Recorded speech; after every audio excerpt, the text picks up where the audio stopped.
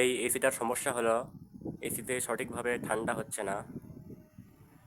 আমরা প্রথমে ভাবছিলাম এসিতে গ্যাস একটু কম আছে, পরে গিয়ে দেখি এখানে কারণে ঠান্ডা হচ্ছে না।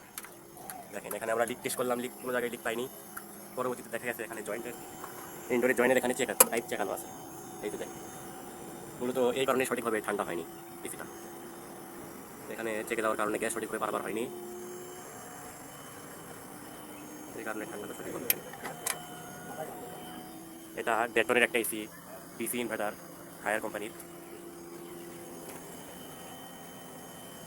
এখন এসিটা চালালাম, একটু গ্যাস লক করে দেখি কিভাবে কাজটা ঠিক করা যায়।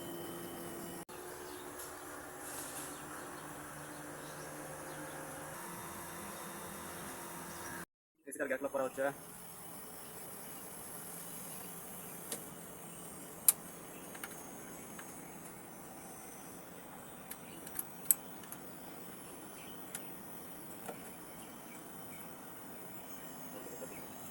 হায়ার ব্র্যান্ড দ্বারা আস্তে আস্তে হয়ে গেছে। তারপরে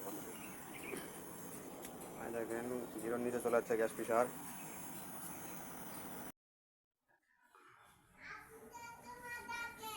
এই এসিটা আমরা খুলে নিয়েছি কারণ এটার কাজ করতে হবে। দেখেন অরিজিনাল পাইপটা কীভাবে চেকাইছে তারা।